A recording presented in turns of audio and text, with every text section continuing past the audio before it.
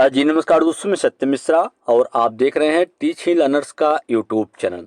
दोस्तों आज यहाँ पे एक नई सीरीज जो है सीटेट को लेके स्टार्ट होने वाली है। उसका नाम है तैयारी जीत की। बिल्कुल यहाँ पे आपके सीटेट के 3 सब्जेक्ट यानी जो है 90 नंबर की तैयारी बिल्कुल यहाँ पे फ्री में जो है वो करवाई जाएगी दोस्तों। तो बिल्कुल यहाँ पे आज है पहली क्लास जो कि हिंदी से यहाँ पे जो है शुरुआत होने वाली है। ठीक है, बिल्कुल 2 दिन आपको हिंदी, 2 दिन आपके ईवीएस और 2 दिन आपको सीडीपी जो है 3 सब्जेक्ट जो हैं उसकी क्लास आपको यहाँ पे देखने के लिए मिलने वाली है। तो बिल्कुल यहाँ पे जो भी प्रैक्टिस सेट है आपके सामने आएगा, डिटेल में उस प्रश्न को डिटेल में यहाँ पे जो है डिस्कस करेंगे।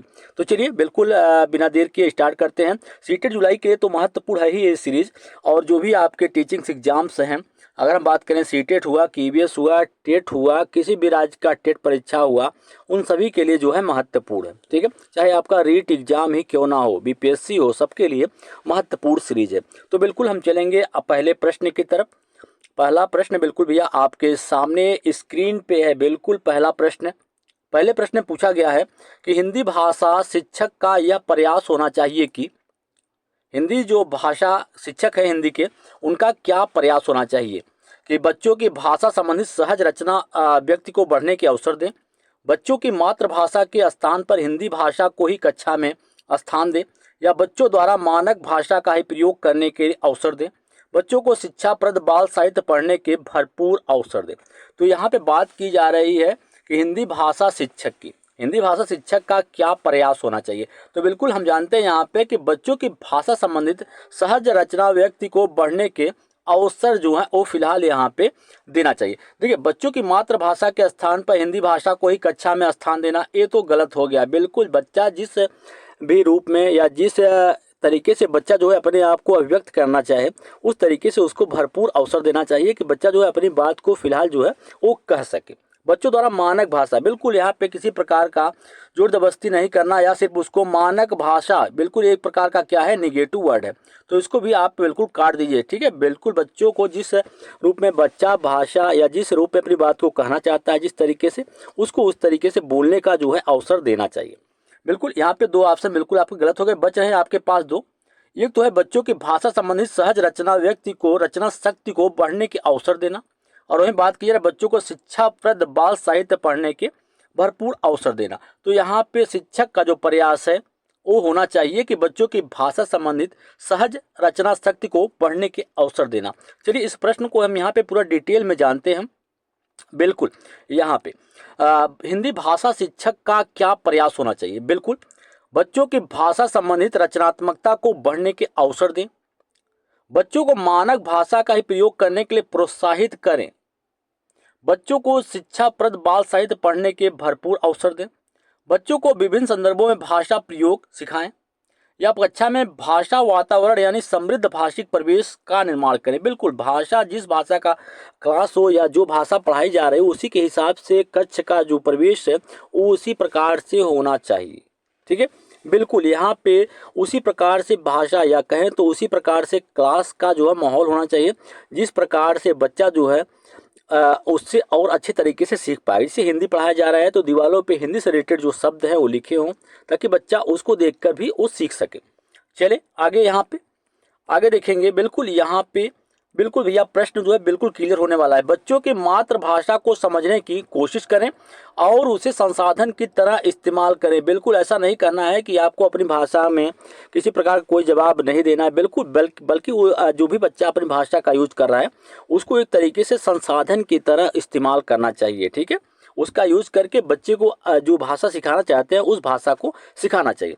भाषा शिक्षण में भाषा प्रयोग के अधिक से अधिक अवसर दे। बिल्कुल जितना ज़्यादा बच्चे को अवसर दिया जाएगा उतना ही ज़्यादा बच्चा उस चीज़ को सीखेगा। ठीक है, कोई भी भाषा हो आप उसको सिखा रहे हैं तो जितना ज़्यादा भाषा प्रयोग करेगा उतना ही ज़्यादा अच्छे तरीके से बच्चा जो है भाषा को सीखेगा। बच्चों के दैनिक जीवन के अनुभवों को जोड़ने का प्रयास करें, बच्चों के ज्ञान निर्माण प्रक्रिया में सहभागिता निभाएं। बिल्कुल जिस प्रकार से ही बच्चे का ज्ञान निर्माण हो सके उसमें पूरा सहयोग करने की कोशिश जो है वो करें। चलिए आगे चलेंगे। यहाँ पे बिल्कुल भाषा शिक्षक को भाषा के मानक रूप पर जो है ध्यान देना चाहिए। भाषा शिक्षण में शिक्षक की भूमिका जो है बहुत ही ज़्यादा महत्वपूर्ण होती है।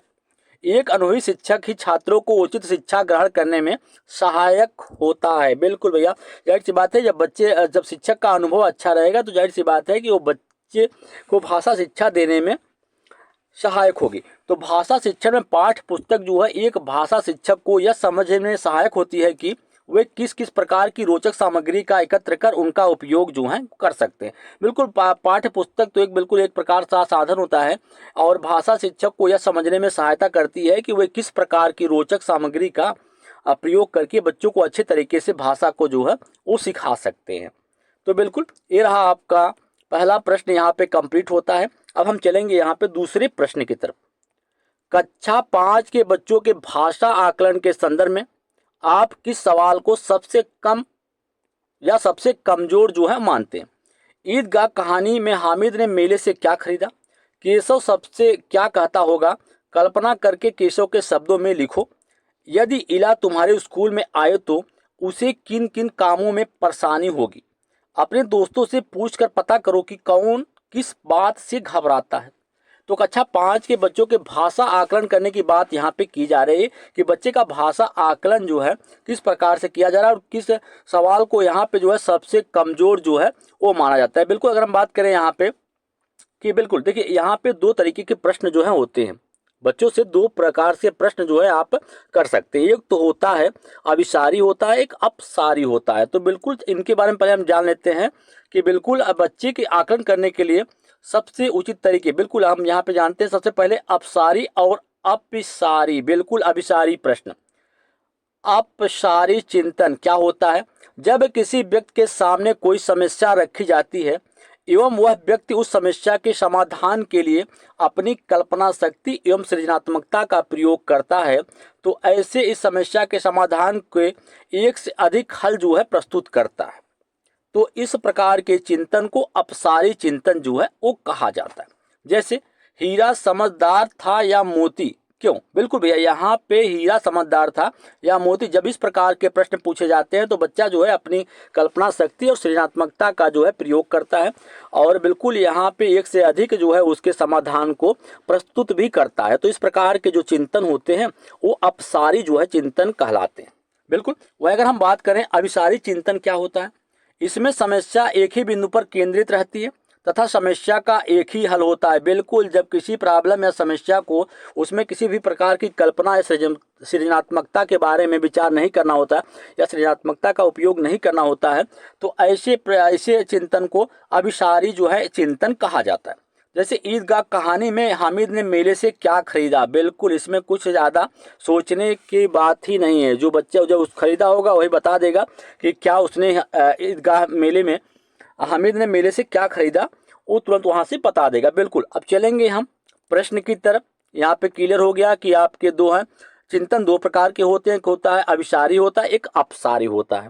ठीक है, अब बिल्कुल यहाँ भैया जान लीजिए कक्षा 5 के बच्चे के भाषा आकलन के संदर्भ में आप किस सवाल को सबसे कमजोर मानते हैं? तो सबसे कमजोर सवाल जो है आपका यही है कि ईदगाह कहानी में हामिद ने मेले से क्या खरीदा, जबकि केशव सबसे पहले क्या कहता होगा? कल्पना करके केशव के शब्दों में लिखिए। बिल्कुल यहाँ पे कल्पना या सृजनात्मकता की बात कही जा रही है तो ये आपके जो है खुले अंत वाले प्रश्न होते हैं। तो बिल्कुल जो खुले अंत वाले प्रश्न होते हैं थोड़ा से टफ होते हैं क्योंकि उसमें सोचना या विचार करना पड़ता है। यदि इला तुम्हारे स्कूल में आए तो उसे किन किन कामों में परेशानी होगी? इसमें भी दोस्तों यहाँ पे कल्पना करना है, ठीक है, और सोचना भी है। अपने दोस्तों से पूछकर पता करो कि कौन किस बात से घबराता है। ठीक, तो यहाँ पे आपको सबसे सरल जो है यहाँ पे कमजोर की बात करें तो सबसे कमजोर प्रश्न यही है कि ईदगाह कहानी में हामिद ने मेले से क्या खरीदा। चलेंगे हम आगे। बिल्कुल यहाँ पे हम जानते हैं कि बच्चों के भाषा आकलन करने का सबसे उचित तरीका क्या होता है? बच्चों के भाषा प्रयोग का अवलोकन करना कि बच्चा जो है किस प्रकार से भाषा को प्रयोग जो है वो कर पा रहा है। बच्चों के विषय संबंधित ज्ञान, जीवन उपयोगी जानकारियां और व्यवहार का आकलन करना। पोर्टफोलियो के जरिए शैक्षिक उपलब्धि और सीखने की प्रगति का क्या करना? मूल्यांकन करना, पता लगाना। ठीक है, बिल्कुल चलेंगे हम आगे और अगले प्रश्न की तरफ बढ़ेंगे और अगला प्रश्न बिल्कुल आपके सामने है। उससे पहले आप जान लीजिए कि जो अभिसारी प्रश्न होते हैं का समाधान जो होता है बंद अंत वाला होता है। इसमें गति होती है अर्थात समाधान शीघ्र प्रस्तुत किया जाता है। यह तथ्यों पर जो है आधारित होता है, यह अधिक प्रतिष्ठित होता है, यह एक प्रकार का रैखिक चिंतन भी कहा जाता है। भाषा आकलन के संदर्भ बच्चों से ऐसे प्रश्न अच्छे कहे जाते हैं जो कि मुक्त अंत वाले होते हैं। बिल्कुल वे प्रश्न जो हैं वो भाषा आकलन के संदर्भ बच्चों से ऐसे प्रश्न जो है अच्छे कहे जा सकते हैं जो कि मुक्त अंत वाले हैं, जिसमें बच्चे को कल्पना करना पड़े, उसको सोचना पड़े, तब जाके उसका उत्तर जो है दे पाए। तो इस प्रकार के प्रश्न जो है भाषा के आकलन के संदर्भ में सबसे अच्छे जो है वो कहे जाते हैं। चलिए भैया हम अगले प्रश्न पे चलेंगे और अगला प्रश्न यहाँ पे बिल्कुल आपके सामने है कि भाषा देखिए डैश भाषा का अति महत्वपूर्ण प्रकार क्या है? लेखन, अक्षर ज्ञान, सुनना, संप्रेषण करना। तो भाषा का अति महत्वपूर्ण प्रकार क्या है? लिखना है, अक्षर ज्ञान होना, या सुनना है, या संप्रेषण करना। बिल्कुल भाषा का अति महत्वपूर्ण प्रकार क्या है? संप्रेषण कर पाना, अपनी बात को दूसरे के समक्ष रख पाना और उसकी बात को जो है जान सकना। बिल्कुल यहाँ पे हम देखेंगे कि भाषा क्या होती है। सबसे पहले जान लीजिए कि मुख से उच्चारित होने वाली वह ध्वनि जिसके द्वारा मनुष्य अपने मन के विचारों और भावनाओं को दूसरे के सामने अभिव्यक्त करता है। और बिल्कुल यहाँ पे बिल्कुल समानता भाषा को वैचारिक आदान प्रदान का माध्यम भी जो है वो कहा जाता है। एक प्रकार का जरिया होता है जिससे हम अपनी बात को दूसरे के समक्ष या अपनी मन की बातों को दूसरे के समक्ष या भावनाओं को दूसरे के सामने जो है अभिव्यक्त करते हैं। अतः अगर हम बात करें तो भाषा का प्रमुख प्रकार क्या होता है? संप्रेषण करना जो है वो होता है। इसके द्वारा मनुष्य अपनी अनुभूतियां तथा भावों को व्यक्त करता है, साथ ही सामाजिक संबंधों की अभिव्यक्ति का उपकरण भी इसे जो है बनाता है। चलिए हम आगे चलेंगे यहाँ पे। संप्रेषण, बिल्कुल संप्रेषण है क्या? संप्रेषण करना भाषा का सबसे अहम काम होता है। संप्रेषण करना, भाषा के ही जरिए हम अपने विचारों को दूसरे तक जो है पहुँचाते हैं और दूसरे के विचारों को समझते भी हैं। भाषा के जरिए ही हम अपने भावों को लिखती या बोलकर दूसरों तक पहुंचा। बिल्कुल सही बात है। संप्रेषण के जरिए अगर हम बात करें संप्रेषण करना क्या होता है, एक दूसरे से कम्युनिकेशन करना क्या होता है, भाषा का सबसे अहम काम होता है कि भाषा के जरिए ही हम अपने विचारों को दूसरे तक जो है पहुंचाते हैं और दूसरे के विचारों को समझते हैं। भाषा के जरिए ही हम अपने भावों को लिखित या बोलकर दूसरे तक पहुंचा सकते हैं। भाषा के कुछ और महत्वपूर्ण कार्य हैं, उसको जान लीजिए कि भाषा किसी व्यक्ति की संस्कृति को दूसरे में व्यक्त करने में मदद करता है। भाषा समाज के साथ अच्छे संबंध बनाने में क्या करता है? मदद करता है। भाषा हमारे विचारों की एक नियमबद्ध क्या होती है? व्यवस्था होती है। भाषा ही वह अहम माध्यम है, या कहें तो भाषा ही एक ऐसा माध्यम है जिसके द्वारा हम अपने विचारों को संगठित व व्यवस्थित करके संसार के सामने जो है उसको रख पाते हैं, या उसको जो है संसार में या समाज में जो है उसको बता पाते हैं। चलेंगे हम आगे। बिल्कुल अगला प्रश्न है, बिल्कुल सभी प्रश्न दोस्तों आपके हर एक टीचिंग एग्जाम्स के लिए महत्वपूर्ण है। हिंदी भाषा में आकलन का उद्देश्य क्या नहीं है? बिल्कुल अगर आप प्रश्न को सॉल्व कर रहे हैं परीक्षा में बैठ के तो इस चीज़ का भी भैया बिल्कुल आप ध्यान रखिएगा कि जब आपके सामने प्रश्न है तो बिल्कुल प्रश्न को अच्छे से पढ़िएगा और उसमें नहीं और हाँ का भी बिल्कुल ध्यान रखिएगा। कुछ लोग क्या होते हैं, नहीं को ध्यान नहीं देते हैं और हाँ वाला जो है जवाब दे के चले आते हैं। बाद में घर आने के बाद जब मिलान करते हैं तो उसको बिल्कुल गलत पाते हैं और कहते हैं अरे ये तो मुझसे भूल हो गया। और वो बच्चे बिल्कुल यहाँ पे अगर बात करें तो वो आपके 89 या 81 पे जाके टिक जाते हैं। कहने का मतलब है फेल हो जाते हैं, ठीक है, फिर पछतावा होता है। तो इस प्रकार की गलती आपको नहीं करना है कि हिंदी भाषा में आकलन का उद्देश्य नहीं है बच्चों की भाषागत त्रुटियों की ही पहचान करना, बच्चों की भाषा प्रगति को अभिभावकों और अन्य शिक्षकों को बताना, भाषा सीखने के संदर्भ में प्रत्येक बच्चे की विशेष आवश्यकताओं की पहचान करना, भाषा सीखने सिखाने की प्रक्रिया को उन्नत बनाना। तो उद्देश्य नहीं है, यहाँ पे क्या पूछा गया? उद्देश्य नहीं है। तो बिल्कुल बच्चों की भाषा की प्रगति को अभिभावकों और अन्य शिक्षकों को बताना, ये इसका भाषा के आकलन का उद्देश्य नहीं है। बिल्कुल अगर हम यहाँ पे जानते हैं तो आकलन होता क्या है, जान लीजिए कि आकलन किसी भी शिक्षण और अधिगम कार्यक्रम का एक अहम हिस्सा या भाग होता है और आकलन और शिक्षण दोनों ही अधिव्यापन होता है और एक दूसरे में क्या होते हैं? विलय होते हैं। आकलन के बिना शिक्षण और अधिगम बिल्कुल भी संभव नहीं। अगर हम ऐसा कहें कि आकलन जो है किसी भी शिक्षण और अधिगम कार्य का एक प्रकार से अहम भाग होता है, हिस्सा होता है, और आकलन के बिना शिक्षण और अधिगम दोनों ही संभव नहीं है। ठीक है, चलेंगे हम आगे। बिल्कुल, यहाँ पे हिंदी भाषा में आकलन के उद्देश्य क्या होते हैं जान लीजिए कि छात्रों को सीखने में मदद करना, भाषा प्रयोग से जुड़ी गड़बड़ियों को पता लगाना, बच्चों के व्याकरण ज्ञान के बारे में जो है जानकारी जुटाना कि बच्चों को व्याकरण का कितना ज्ञान है। ठीक है, वो भाषा में आकलन का उद्देश्य होता है। अब भाषा सीखने में बच्चों को किस प्रकार की मदद की जरूरत है इसका भी पता लगाना, और बच्चों की जरूरतों की या उनकी आवश्यकता क्या है उसके मुताबिक पाठ्यक्रम और सीखने सिखाने की प्रक्रिया को क्या करना, ढालना। ठीक है, यह देखना कि अनुदेशात्मक उद्देश्यों को प्राप्त किया गया है और किस हद तक जो है उसने उसको प्राप्त किया है। तो हिंदी भाषा में आकलन के ये प्रमुख उद्देश्य जो हैं वो माने जाते हैं। ठीक है, चलेंगे अगले प्रश्न पे। बिल्कुल दोस्तों, आपको बता दें कि जो आपके सीटेट जुलाई परीक्षा होने वाली है उसके नोटिफिकेशन की अगर हम बात करें तो बिल्कुल 8 मार्च के आसपास ही जो है आपके सीटेट जुलाई का जो नोटिफिकेशन है आपको देखने के लिए मिलेगा। जैसे कि पहला जो आपका एग्जाम हुआ है उसके रिजल्ट और जो है आपके सर्टिफिकेट जो है डिजी लॉकर में जो है आ चुके हैं। वहाँ से आप जाके उसको जो है डाउनलोड या अपलोड जो भी है उसको कर सकते हैं। बिल्कुल डाउनलोड वहाँ से कर सकते हैं ताकि भविष्य में जब जरूरत पड़े तो आप उसका यूज जो है वो कर पाएँ। बहुभाषिक कक्षा में बच्चों की भाषाएं भाषा सीखने की प्रक्रिया को बाधित करती हैं, संसाधन के रूप में कार्य कर सकती हैं, शिक्षक के लिए बेहद जटिल चुनौती है, आकलन की प्रक्रिया को बाधित करती हैं। तो बहुभाषिक कक्षा में बच्चों की भाषाएं क्या होती हैं? बहुभाषिकता कक्षा जहाँ पे बच्चा जो है विभिन्न प्रकार की भाषाओं का प्रयोग जो है करता है, क्योंकि उसका नाम से बिल्कुल नाम से ही स्पष्ट हो रहा है बहुभाषिक कक्षा, जहाँ पे विभिन्न समुदाय के बच्चे और अलग अलग तरह की भाषाओं का प्रयोग कर रहे हों। तो उनके विभिन्न प्रकार की भाषाओं को शिक्षक को एक बाधा के रूप में नहीं सोचना चाहिए, बल्कि उसको एक संसाधन के रूप में उसका प्रयोग जो है या उपयोग जो है करना चाहिए। तो बिल्कुल इसका राइट जवाब क्या हो जाएगा? ऑप्शन नंबर सेकंड इसका राइट जवाब होगा। चलिए इसको हम डिटेल में थोड़ा यहाँ पे जानते हैं इस प्रश्न को कि बहुभाषिक कक्षा में बच्चों की अलग अलग भाषाएं होती हैं। जैसा कि मैंने आपको बताया कि विभिन्न समुदाय के बच्चे होते हैं और उनकी भाषाएं भी बिल्कुल भिन्न भिन्न होती हैं। तो इन भाषाओं का इस्तेमाल संसाधन के तौर पर जो है किया जा सकता है। बहुभाषिक कक्षा में बच्चों की भाषाएं कई तरह से जो है मददगार होती हैं। तो बहुभाषिक कक्षा में बच्चों की भाषाओं का महत्व क्या है कि बच्चों को अपनी भाषा में बोलने सुनने की पूरी आज़ादी जो है मिलती है। बहुभाषिक कक्षा में बच्चों की भाषाओं को महत्व जो है दिया जाता है। बहुभाषिकता से नाम से स्पष्ट है कि बच्चे जो हैं जो भी चाहें अपनी भाषाओं का प्रयोग जो है कर सकते हैं।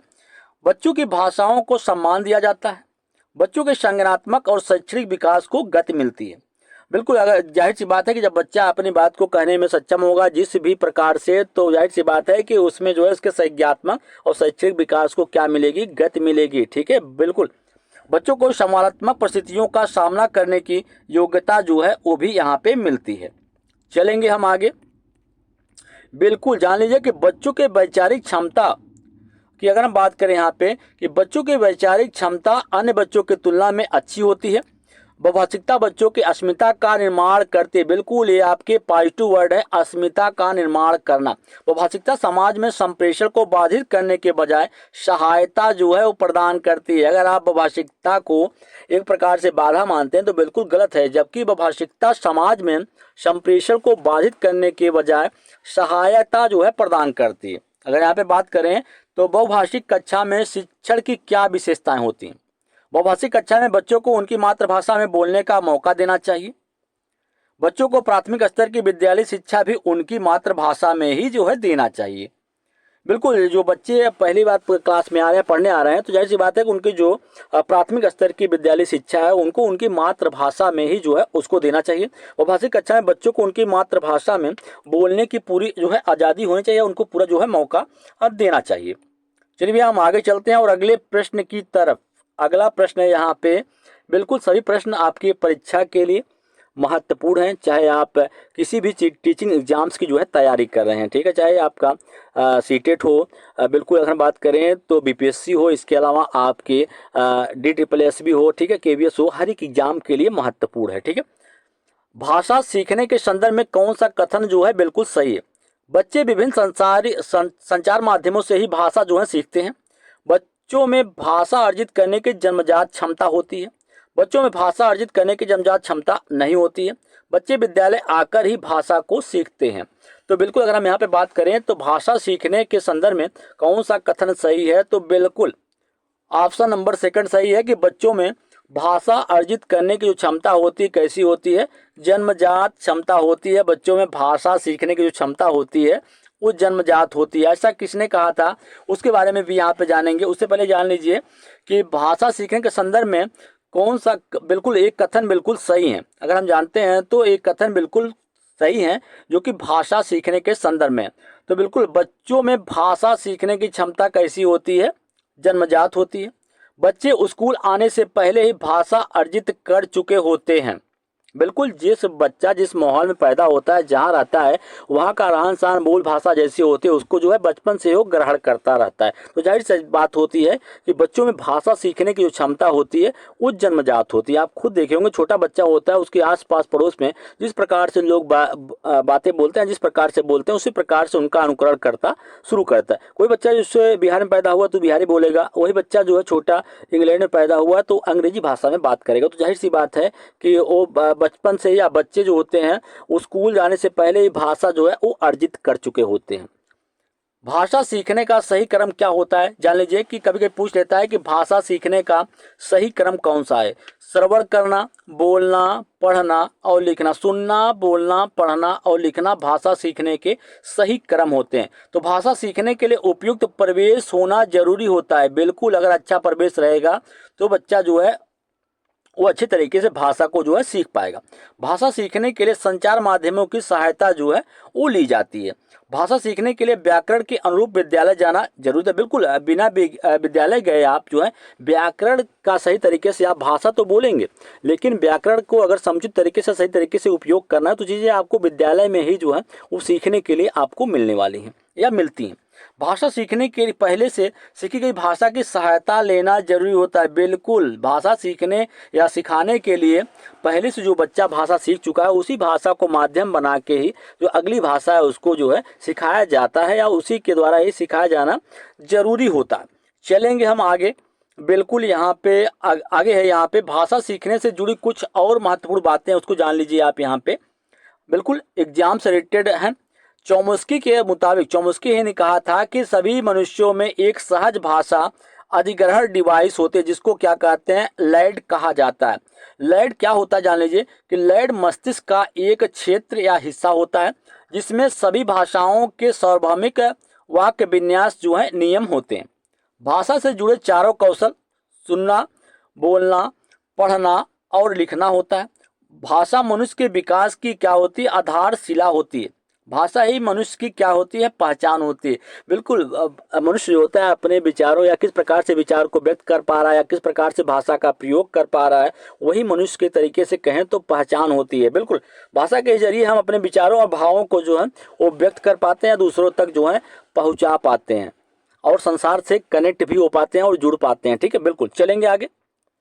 यहाँ पे आगे देखते हैं दोस्तों, अगला प्रश्न है बिल्कुल आपके सामने। यहाँ पे अगले प्रश्न में कहा गया है कि यहाँ पे डिस्ग्राफिया, यहाँ पे क्या हो जाएगा, कहा गया है कि बिल्कुल जान लीजिए डिस्ग्राफिया, डिस्ग्राफिया से प्रभावित बच्चे को मुख्य रूप से डैश में कठिनाई होती है, लिखने में, सुनने में, पढ़ने में, बोलने में। अगर कोई बच्चा डिस्ग्राफिया से प्रभावित है तो जाहिर सी बात है उसे लिखने में जो है उस समस्या होगी। बिल्कुल उसे लिखने में प्रॉब्लम होगी। तो इस तरीके से समस्या से अगर कोई बच्चा झेल रहा है, बिल्कुल अगर उसको लिखने में दिक्कत हो रही है तो जाहिर सी बात है उसे डिस्ग्राफिया जैसी बीमारी हुई है। ठीक है, बिल्कुल हम बात करें तो डिस्ग्राफिया से प्रभावित बच्चे को लिखने में जो है वो कठिनाई होती है और यह एक सीखने की क्या होती है, एक प्रकार से असक्षमता होती है। डिस्ग्राफिया से पीड़ित बच्चे की लिखावट अस्पष्ट होती है, अनियमित होती है या असंगत होती है। ठीक है, डिस्ग्राफिया से प्रभावित बच्चे को लिखने में आने में कठिनाइयाँ। बिल्कुल जो बच्चा डिस्ग्राफिया से प्रभावित होता है उसको किस प्रकार से जो है समस्याएं आती हैं लिखने संबंधित, तो जान लीजिए कि अक्षरों को उलट पुलट कर लिखता है, सभी बड़े अक्षरों को लिखता है और बिल्कुल चीज़ों को धीरे धीरे लिखना या कॉपी करना, स्पेलिंग और साइज में उसको जो है दिक्कत होती है या परेशानी होती है, लोअर केस अक्षर लिखने में उसको परेशानी होती है। तो अगर कोई बच्चा डिस्ग्राफिया से प्रभावित है तो उस बच्चे को ये सारी समस्याएं जो हैं वो अक्षर को लिखने में होती हैं। चलिए हम आगे चलेंगे। बिल्कुल डिस्ग्राफिया से प्रभावित बच्चों को कक्षा में संघर्ष या जूझना पड़ता है, बिल्कुल और इससे उसके ग्रेड पर नकारात्मक असर जो है वो पड़ता है। यह सब बच्चों के लिए भावनात्मक संकट का कारण भी जो है वो बनता है। ठीक है, बात करें तो डिस्ग्राफिया से प्रभावित बच्चे के लिए क्या करना चाहिए, बिल्कुल उसको किस प्रकार से सहायता आप कर सकते हैं। कड़ी मेहनत के लिए उसकी प्रशंसा करनी चाहिए। धैर्य और दृढ़ता के विचार पर जो है वो जोर देना चाहिए।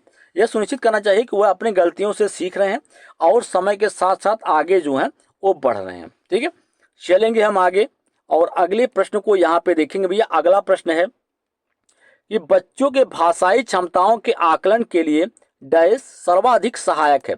बच्चों की परस्पर अनौपचारिक बातचीत करना, बच्चों की कक्षा में औपचारिक बात, बच्चे और शिक्षक की परस्पर औपचारिक बातचीत, बच्चों का शिक्षक द्वारा प्रश्न अभ्यास करना। तो बिल्कुल बच्चों की भाषाई क्षमताओं के आकलन के लिए सबसे महत्वपूर्ण या बिल्कुल सर्वाधिक सहायक क्या है, जान लीजिए। सबसे पहले आकलन होता क्या है, तो आकलन एक प्रकार का रचनात्मक प्रक्रिया जो है होती है, जो सीखने की प्रक्रिया में सुधार के उद्देश्य से गुणात्मक और मात्रात्मक आंकड़ों को एकत्र करने और प्राप्त करने और उपयोग करने को क्या करता है, दर्शाता है या संदर्भित जो है वो करता है।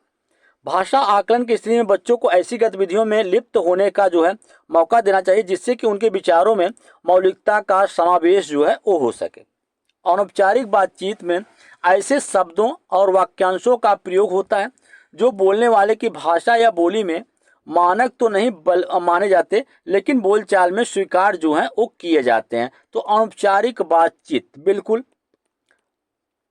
अगर हम बात करें अनौपचारिक बातचीत केवल मानक शब्दों और वाक्यांशों के प्रयोग की बिल्कुल अनुमति देता है। तो बच्चों की भाषाई क्षमताओं के आकलन के लिए बच्चों की परस्पर जो है अनौपचारिक बातचीत सर्वाधिक सहायक होती है, क्योंकि अनौपचारिक बातचीत के दौरान बच्चे अपने मातृभाषा का प्रयोग कर अपनी बातों को, बिल्कुल अगर हम यहाँ पे जाने तो बिल्कुल अपनी बातों को जो है बच्चों अपने मातृभाषा का प्रयोग करके अपनी बातों को खुलकर जो है अभिव्यक्त करते हैं।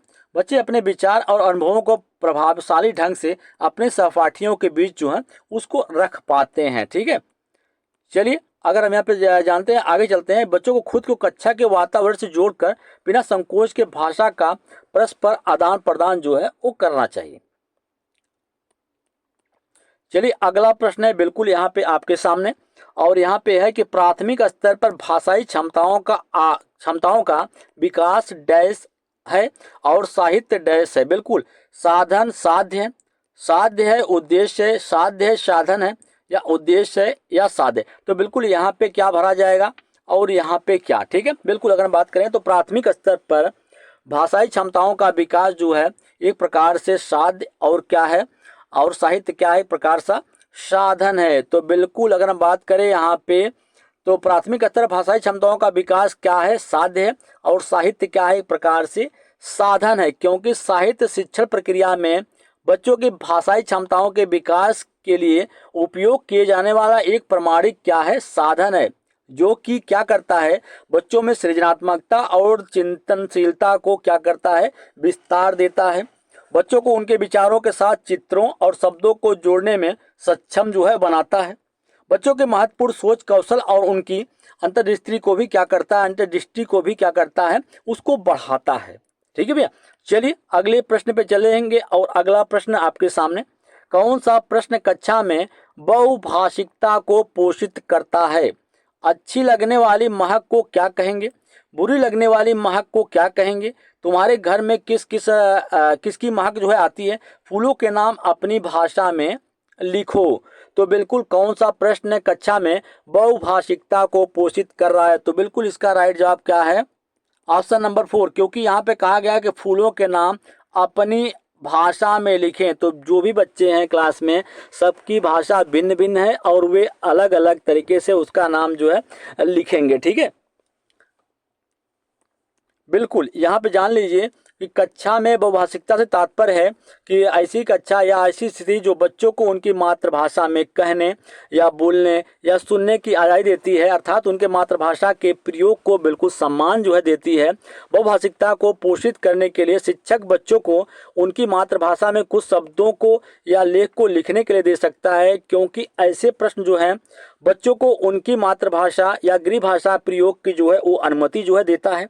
साथ ही में बच्चों को बहुसंवादात्मक परिस्थितियों का सामना करने की योग्यता जो है प्रदान करता है। बच्चों को मातृभाषा प्रयोग के द्वारा कक्षा के वातावरण से जोड़कर भाषाई कौशल का जो है वो विस्तार करता है।